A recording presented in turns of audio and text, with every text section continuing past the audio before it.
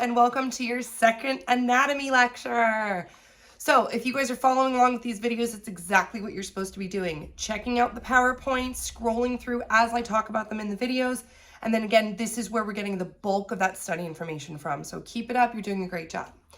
All right, so moving on, we are going to talk about histology. And histology is the study of cells and tissues that make up the human body. So it's the anatomy of these cells and the tissues itself.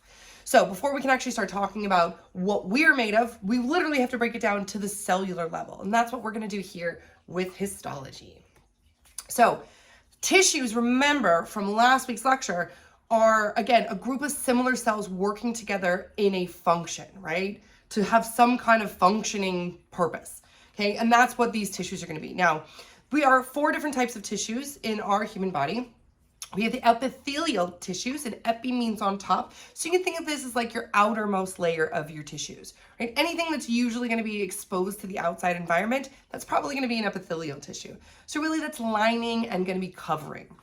We have connective tissues, which are mostly for support, but we also have things like transportation, connective tissues like your blood, right? We are supporting, but we're actually transferring stuff as well.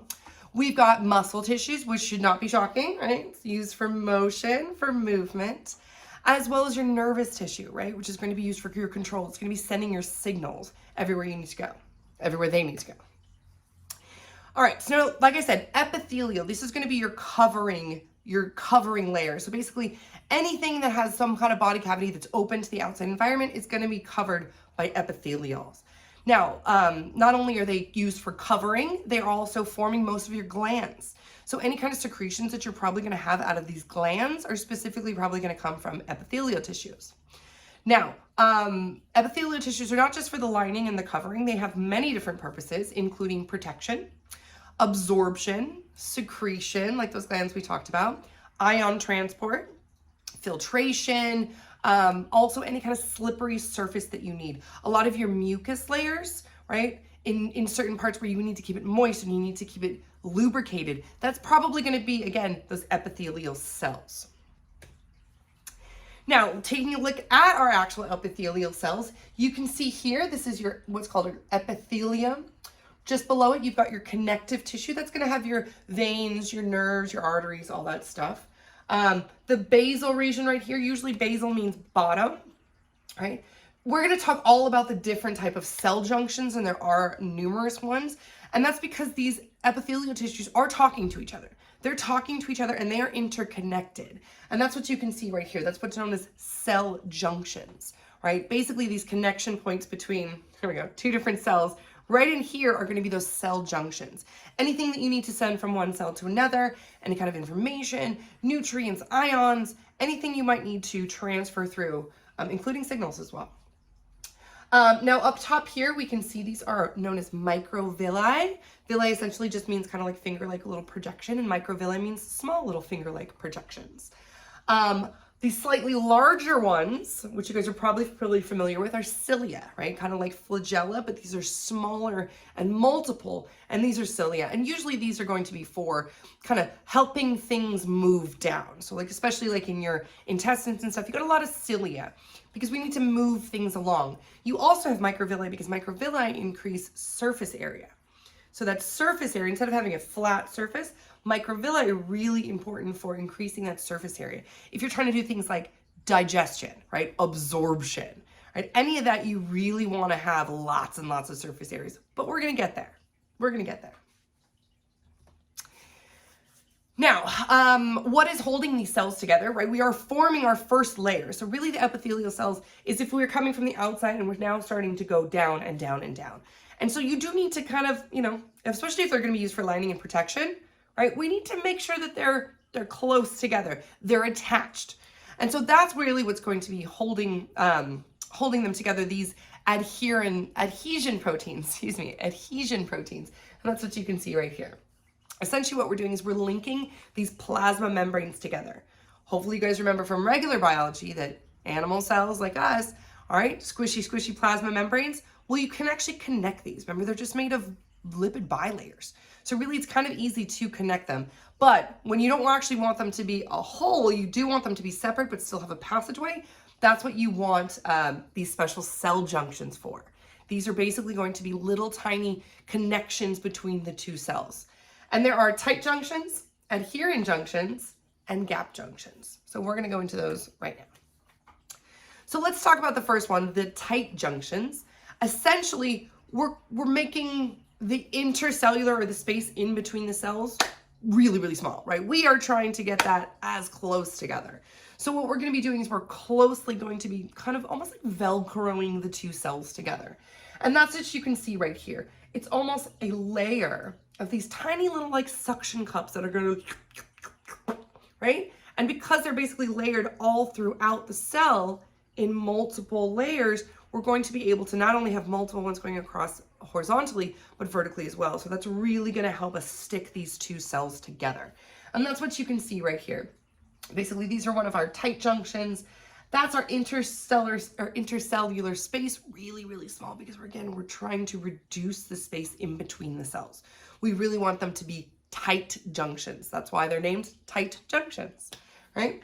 And then again, you can see this right here. If you look up close on your PowerPoints, tiny, tiny little tight junctions. Now, these tight junctions don't go all the way throughout the cell. Typically, they're only found on the top region or the apical region. So you can think of the apex of something, right? Kind of the peak. Same thing with the cells. The apex of the cell is always going to be the top half of that cell, oriented upright.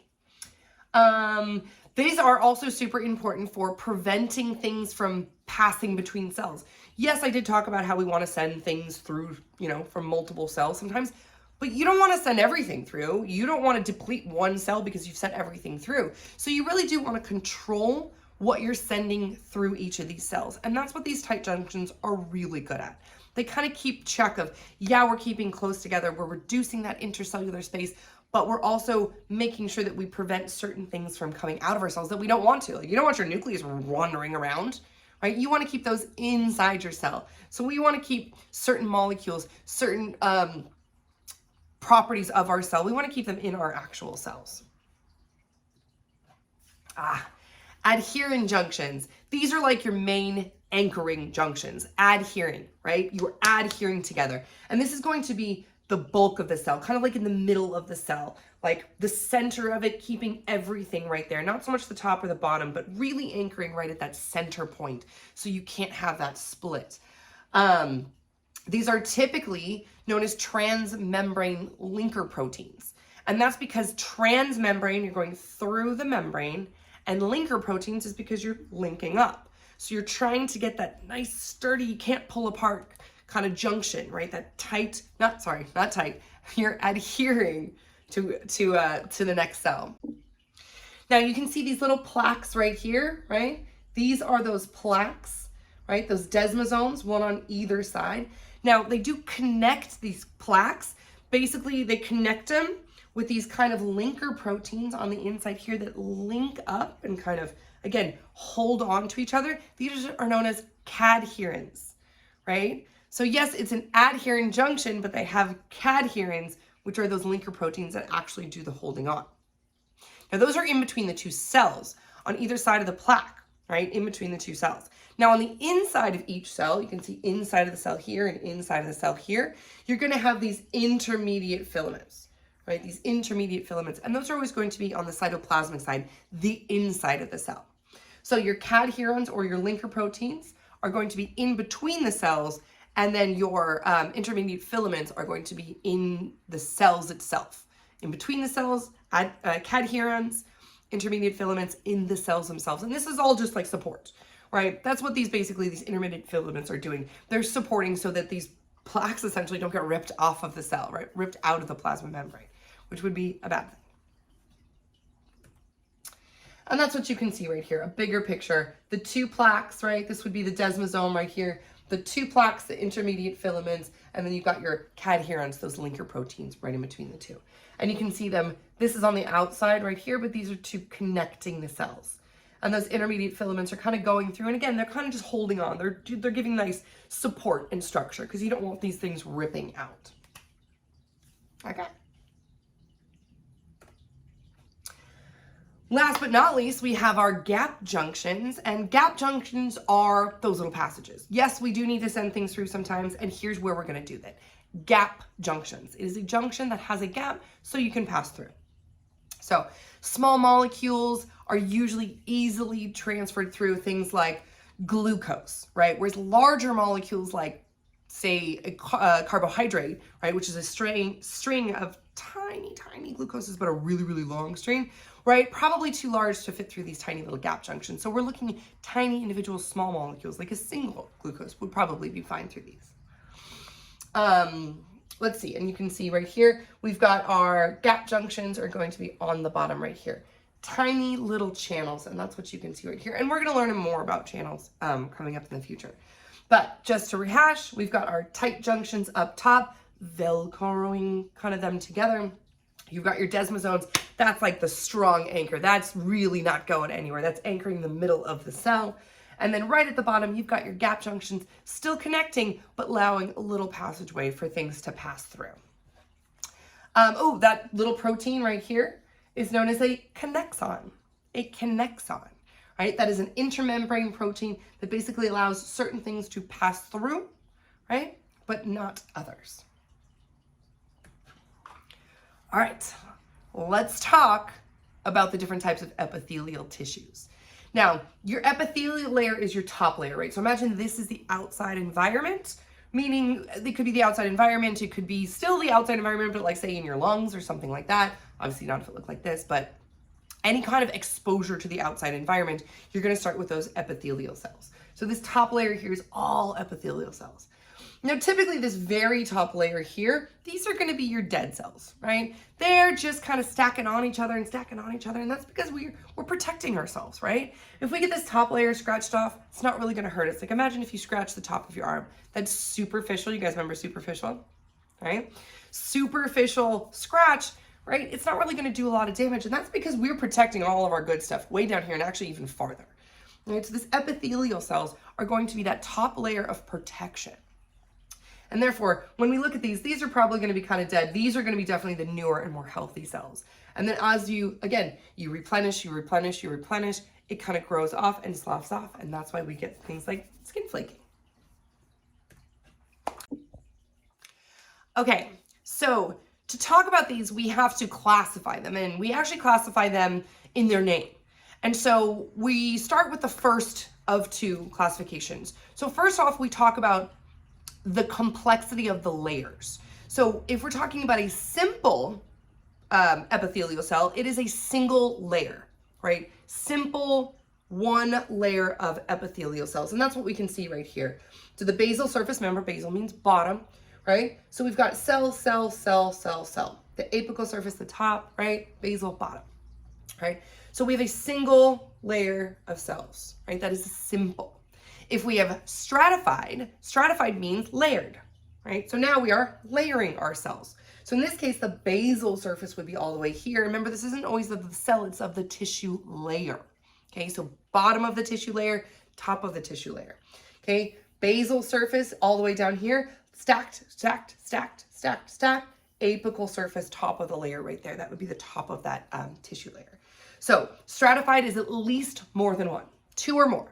So simple, one level, one layer, stratified, at least two or more. And you can see here, multiple. And sometimes you can get a pretty thick layer of these epithelial cells. So that would also just be considered stratified.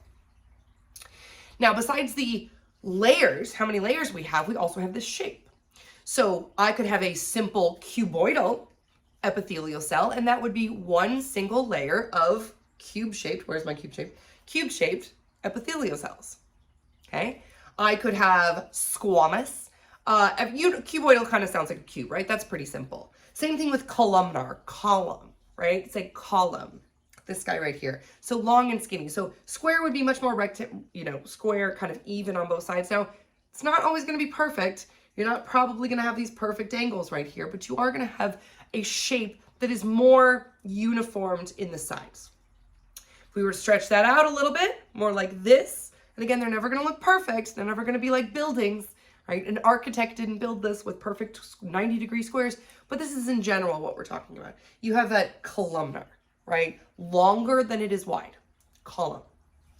And then finally, we have the squamous up top, which I always think of sounds like squashed, right? Someone squashed it, right? So just imagine you take a columnar and you just step on it. That would be a squamous. So we can have simple columnar. I can have stratified squamous. I can have stratified cuboidal.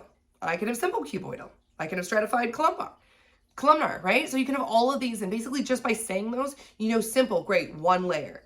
Columnar, great, it's a column. It's one layer of column-shaped cells, right? Pretty simple. So definitely pay attention to the naming of these, because I might make you draw them on the exam. I might put one on the exam, like a layer, and say, hey, what is this? Describe it to me. And you would have to say, oh, that's squamous epithelial, stratified squamous epithelial.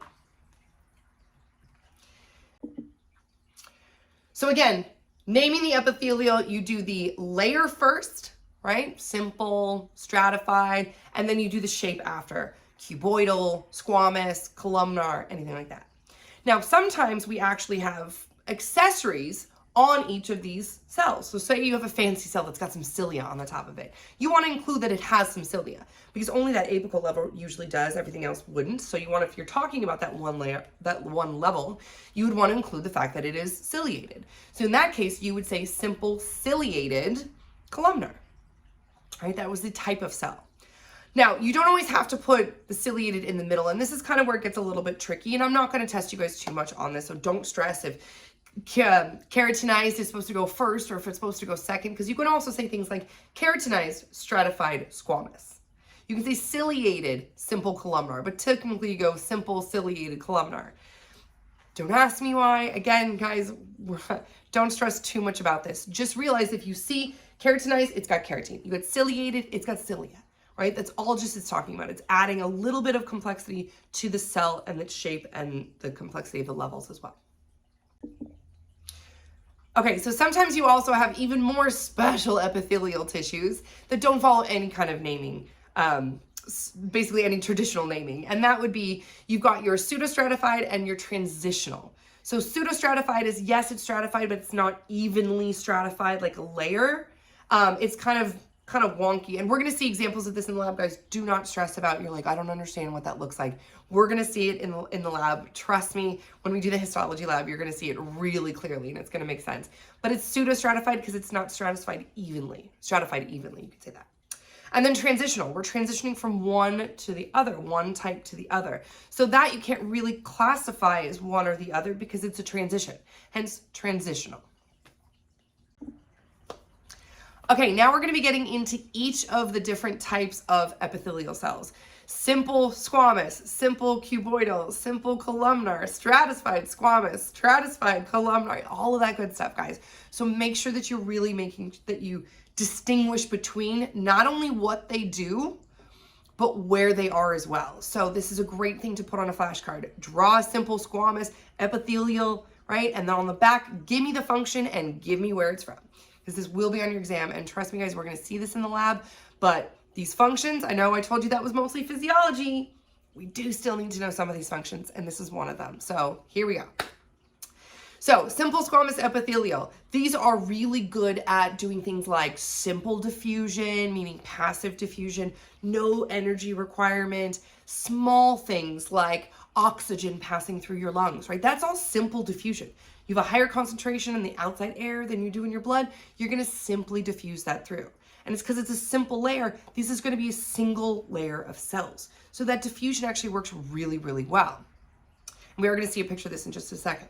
Now, the next thing is really good at secreting lubricants, right? Remember, we talked about those lubricants and how it's really important to keep some of these surface areas, especially that are exposed to that outer environment. You want to keep them lubricated. It keeps the cells healthy. It keeps them, protected. It's just allows for diffusion. All of these things are required by this lubricant. So it's really important that we have. Certain locations we've got the renal corpuscles. We've got the alveoli of the lungs. We've got the lining of the heart, the blood, the lymphatic system, and the ventral body cavity as well. And if you're not completely convinced about what all those little sections are, don't worry, guys. We're going to get to each one of these. And as we get more complex as the semester goes, we're going to get to each one of these. But right now, all I need you to do is just memorize where they are. And we're going to get to each one of these later. So you can kind of clearly see some of these. This is going to be the alveoli of the lungs. This is basically When you're trying to do diffusion, your veins and your arteries are going to, well, your arteries at this point, because they're going to get the oxygenated ones, but the veins are going to come in and they're going to go into these very thin single cells, basically cavities where the air can pass over it. And that's what we can see right here, right? All this is open air, right? And these tiny little pink lines are the single cell of those squamous epithelials, that single layer of that squamous epithelial cells. And that's really important because now you're surrounding these cells with all of this oxygen, and that's going to allow them to do that simple diffusion because there's one simple layer that they have to get through. That's it. You can also see this in the inner of the mouth. We actually have some, it looks like a cheek squab to me because we actually used to do this in the lab. I don't think we do it for your lab, but hopefully we do. Basically, you take a toothpick and you squab the inside of your cheek. Remember, we've got the mucus lining, right? Secretion, stuff like that. Right? You get a little scrape, you put it on a slide, and this is exactly what they look like. So we do this at some of the other colleges. Hopefully we're going to do this for you guys as well, because it's super cool to see your own cells like right there in front of you, which is awesome. All right, moving on to simple cuboidal epithelium, where basically we have a single layer, right? Simple cuboidal, little tiny squares. And that's going to, again, be secretion and absorption, right? Most of this epithelium is all their protection, secretion, or absorption. And that's especially what these guys are as well. So we can see the inner side right here, this opening, right, for absorption, right? And you can also see square. All of those, remember, are nuclei, right? So when you stick them in a row, you can clearly see that there is a chain. And it is a circle, but it is still a chain of these simple cuboidal cells. Specifically, this is going to be found in things like the kidneys, the thyroids, a lot of your secretory, right, meaning secretions glands. A lot of these are going to have this. Ovaries as well. Basically any place you need secretion and absorption, probably going to have these simple cuboidal epithelials. Moving on to the simple columnar absorption, secretion, guys. Luckily, these are repeated, so it's not that hard because a lot of the functions are going to be the same because they're similar types of cells, just shaped slightly different and located different. So definitely make sure you pay attention to the location. These guys are also going to be really great at secreting enzymes, absorption of enzymes. Remember, enzymes help catalyze reactions, help speed up those reactions. Very important for certain cells. We do have ciliated ones. Again, anything with cilia are going to help move stuff along. We're moving stuff along. So we're going to either be moving this mucus along or we're reproducing cells by known as what's called ciliary action. Don't worry, we're going to talk about that later. But we also do have some non-ciliated. So not all of these guys are going to be ciliated. Remember, usually typically the top ones are only ciliated. Anything lower down would not be ciliated because where's the cilia going to go? It's going to get smashed into the other cell, right? So lining things like your bronchi, again, in your lung or in your lungs, your uterine, your uterus. These are all going to be the ciliated ones right here, moving stuff along, moving these secretions, keeping things lubricated. Your non-ciliated ones are going to be like your digestive tract. Really important to not have too much cilia in your digestive tract because, yeah, we want to move stuff along, but if we move things along too quickly, you don't do it in absorption. The whole point of your, again, digestive system is going to be absorption of that food and those nutrients. So that's where you get those microvilli, right? Increasing the surface area. So the cilia would just move things along. And yes, we do want mucus, right? But we don't want to move things along too quickly. So depending on where you're located, you're either going to be ciliated or non-ciliated. All right, pseudostratified, guys, not stratified in a perfect layer. So what you can kind of see here, and this is not a great one, but they're almost kind of like stacked on each other, but kind of not. So one's kind of down here, and then one's kind of above this one, and then another one's kind of like this one. So yeah, they're stacked, but they're not really stacked, and they're certainly not stacked evenly. So pseudostratified is probably a little bit more difficult, but if it's not perfectly stratified and you can't clearly see it, you can kind of get a hint that that's got to be probably one of the special ones, and therefore it's probably going to be one of the pseudostratified ones. Also, two different types. We've got the non-ciliated one. These are going to be mostly found in your reproductive systems, male reproductive tubes, I should say. Ducts of any large glands that you guys have. And then your ciliated ones are going to be lining your trachea, right? Again, your trachea, this is where you're basically breathing from. You definitely want to keep that nice and lined with mucus. Have you ever got like a super dry throat? You're kind of coughing. Like people do that stupid cinnamon challenge and they're all yeah, because you're basically blocking all of your mucus. You're covering all your mucus and you can't get it down, so it just gets stuck there and then you start coughing it up. So that's why, again, you want that ciliated. You want to keep things moving and you want to keep things lubricated, right? Always with those epithelials, lubrication. All right. Cilia is also great for kind of collecting things too. That mucus, I should say mucus is really great. Why do you think we have like mucus in our nose, those little hairs in our nose? It's protecting foreign things from coming into our body. Same thing with your respiratory system. You ever breathe anything in and again, it kind of, right? You start coughing it, right? So cilia is not only protecting that, so say foreign objects do get in it, they're going to hustle and get that out as fast as possible, as well as lubricate. Now, we've covered our simple, we've covered our pseudo-stratified, kind of in between simple and stratified. And now we're going to be getting into our actual stratified epithelium. So we've got at least 2 layers. Remember, stratified at least 2 layers or more. And these guys are, because you're not a single layer, remember a single layer, you basically have 1 and then you divide it into 2. And so that's, you're building your layer going outwards. When you have a stratified, you're basically building it from the bottom up. So you're doing cellular replication here. So now you have 1 and then 2 and then 3 and then 4 and then 5 and then 6. And so it's going to push your layer up and out. And that's really important because, again, that's what gives us that dead kind of surface layer of those cells. By then the cells have lived their whole cell life and they're probably not working anymore and they probably start breaking down. And that's great because if we get those surface cuts, those surface wounds, anything like that, we're just taking off those dead cells at the very, very top. Not going to hurt any of our new regenerating cells that are below. So we're regenerating upwards. And you can think of the skin as a classic example of this one. Now, major role is for protection, right? Like I said, that's why we have so many layers, because if that top layer gets, something happens to it, don't even worry about it. We've protected our bottom layer. But typically we name these guys based on their apical layer. Because there are so many different levels, it's kind of hard to classify them. So we go basically the shape at the apical layer. Now, we talked about the keratinized, meaning has keratin, okay? Keratin is like, it's like strong, like your hair is made out of keratin, right? It's a strong, strong protein. And so really, really great for protection, right? Great for protection. The surface layers, again, like I already said, are always dead and full of that hard keratin. So again, protecting, even though those cells are dead, they're still doing a really good job of protecting you. Now, the non-keratinized ones are basically going to form your moist layers, right? We're not dead. We're not just trying to be resilient, right? We can be squishy. We can be a little bit more flexible. And that's, again, going to form any moist opening because that flexibility, and typically your moist openings don't get damaged nearly as much as your non-moist openings, right? Like the inside of your mouth, your reproductive organs, all that kind of stuff. Let's see, functions, again, protection, right? Protection. We are building these layers for protection. We're protecting our inner layers. Super, super important.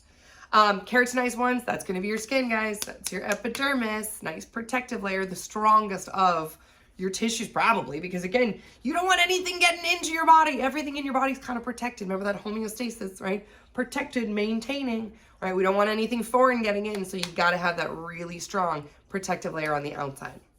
And then your non-keratinized ones, again, are going to be still exposed to the outside environment, but they're going to be things like your mouth, your esophagus, your vagina, right? All of these openings to the outside environment, but you want to keep moist and lubricated because they're not really taking as much damage as like your skin does, right? UV damage, abrasion damage, all that different kinds of damage. All right, we've talked a lot about epithelials, I know, but because it's so important, it is the first cell that you really have to learn about, right? Before we get into the body, right? We got to start with what's on the outside. So that's why we're talking so much about this good, fun fact, epithelium. Now, we talked so much about secretion, right? And keeping things moist. Well, where do we do this, right? How do we do this? We do this in glands, okay? So glandular epithelials are epithelials with glands, right? So these are basically going to have ducts that are going to be products of your exocrine glands. Remember, exocrine, we're secreting, right? to your epithelial surface. So your ducts are basically going to go from these cells that are creating whatever kind of lubricant you're talking about, those exocrine glands, and they're going to carry them to your epithelial where they're going to be secreted. And typically they're secreted via goblet cells, but we're going to talk about that in just a second. So you do have a diverse section of glands. You have things like mucus secreting glands, which is just water and mucin, right? You've got sweat and oil glands. You've got salivary glands. You've got your liver and pancreas, which are constantly secreting. You've got your mammary glands, which are secreting milk, right? Lots of these different glands, but all glands, again, are used for secretion. So you can either have very complicated glands that are multicellular, or you can have simple glands, which are just going to be individual unicellular glands. An example of our unicellular glands is going to be our goblet cell, right? This is our exocrine, secreting exo, outside of the cell. You're secreting something from inside out. So your goblet cells are the ones responsible for producing that mucin that I talked about. Mucin is literally just a protein that when mixed with water creates mucus. That's it. That's all. And again, used for protection, right? Keeping things nice and moist, used for, I wouldn't say transporting so much, but sometimes, I mean, when it comes to like sweating, right? You're basically transferring that fluid to outside of your body to protect yourself, to cool yourself off, right? To absorb that heat that you're getting to cool your whole body down. So it does some multiple purposes. Now, they are called a goblet cell because it kind of looks like a cup, right? Like you could almost kind of take a drink out of it, which makes sense because that's where you're going to have all of your secretory vessels. And secretory vessels are secretion vesicles. That's all that means. We're secreting. So all of these guys are basically going to be secreting your mucin, right? When exposed to water, turns into that mucus. You can see your nucleus is all the way down here, right? And then you've got your microvilli right along the top. That's pretty much all you need to know for that one. Okay, so typically your exocrine glands are going to be classified by the type of secretion, okay, or the mode. So you're going to have your merocrine, your apocrine, and your holocrine secretions. Now, the merocrine, which you can see up top right here, this is our merocrine. This is basically coming via excytosis. And if you guys remember exocytosis, exo meaning going out, and cytosis of the cell, you're going out of the cell.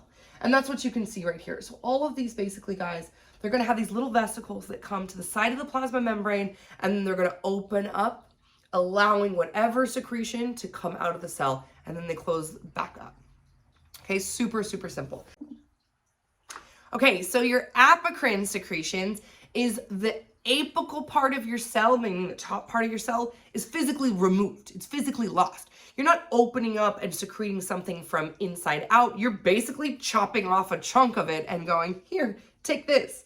So that's what you can see right here. So you basically get a little bit of the cytoplasm, and whatever secretory product, whatever secretion you're trying to make, right, is going to be in here. And you're just kind of sloughing off some of that top layer of your cell and going, here, now you can go create the secretion. This is going to be common in your mammary glands, right? Where literally parts of the cells are going to be broken off and going to be sent off for the secretion. Finally, you have your holocrine secretion, and this is where the whole cell is basically destroyed, and that's what you're secreting, right? This is going to be in your sebaceous gland, okay? And that's what you can see right here. We basically have, and again, the cells aren't completely destroyed, meaning you lose them. They're just going to go through mitosis, right? They're going to go through that reproduction, and now from one, we have two, and boom, we're going to send this one out, almost to die for the secretion. And that's what you can see right here, right? So we're replicating the cells, and whatever older cell, we're going to get rid of that one. We're going to send the whole thing. It's going to start to deteriorate, just break down, and becomes tiny little, and then that's what's going to get secreted. And that's going to be, again, in your sebaceous glands. All right, that was the first part of histology and tissues. We do have a second part of the lecture. This is going to be all on actual connective tissues itself and different types of tissues, because we only talked about one. We only talked about the epithelial tissue. So now we're going to talk about all the other different types of tissues. Thank you guys so much for joining me. I will see you in lab, and I will see you next week for part 2, histology and tissues. Thank you so much. I will see you